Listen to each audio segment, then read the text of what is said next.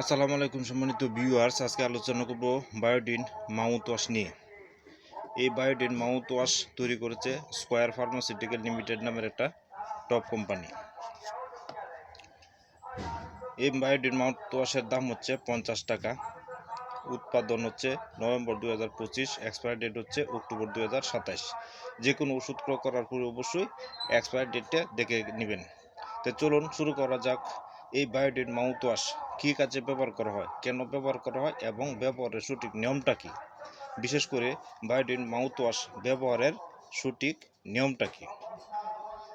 তো চলুন শুরু করা যাক। ভিডিওতে ভালো লাগলে লাইক কমেন্ট করবেন এবং চ্যানেলটিকে সাবস্ক্রাইব করে পাশে থাকবেন বলে আশা রাখি, কারণ নতুন নতুন ভিডিও পেতে চ্যানেলটিকে সাবস্ক্রাইব করে পাশে থাকবেন বলে আশা রাখি।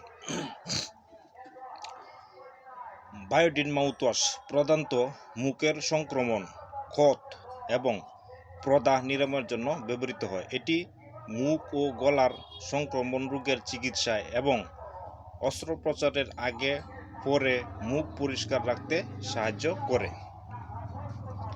এটি ব্যবহারের জন্য সাধারণত উষ্ণ গরম জলের সাথে মেশানো হয় এবং 30 সেকেন্ডের জন্য গার্গল করতে হয়। এখন চলুন জেনে নেই এটি ব্যবহারের পদ্ধতি বা কোন কোন ক্ষেত্রে ব্যবহার করা হয়। মুখের সংক্রমণ। মুখের মধ্যকার বিভিন্ন সংক্রমণ যেমন ছত্রাক বা ব্যাকটেরিয়ার সংক্রমণ সরাতে এটি ব্যবহৃত হয়। ক্ষত। মুখে ও বা গলার মধ্যে ছোটোখাটো ক্ষত নিরাময়ে এটি ব্যবহার করা যেতে পারে। অস্ত্রোপচারের আগে মুখ এবং গলার অংশ জীবাণুমুক্ত রাখতে এটি ব্যবহার করা হয়। প্রদাহ, মাড়ির প্রদাহ এবং মুখের যে কোনো ধরনের জ্বালা ভাব কমাতে এটি সাহায্য করে। এখন জেনে নিই এই বায়োডিন মাউথওয়াশ ব্যবহারের সঠিক পদ্ধতি, কিভাবে আপনি এই বায়োডিন মাউথওয়াশটা ব্যবহার করবেন। তার মধ্যে হচ্ছে পরিমাপ। একটি কাপে নির্দিষ্ট পরিমাণ মাউথওয়াশ নেবেন। স্বাদের সমস্যা হলে সমপরিমাণ গরম পানি দিয়ে গার্গল করবেন। আপনার মুখের মধ্যে 30 সেকেন্ড ধরে গার্গল করতে হবে।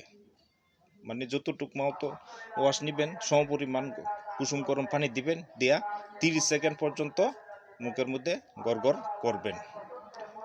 এরপরে হচ্ছে গড়গড় করার পর আপনার 30 সেকেন্ড পরে ফেলে দিবেন। ফেলে দেওয়ার পর তুতু যে আছে, গড়গড় করার পর তুতুগুলা ফেলে দিতে হবে। এটি গিলে খাবেন না।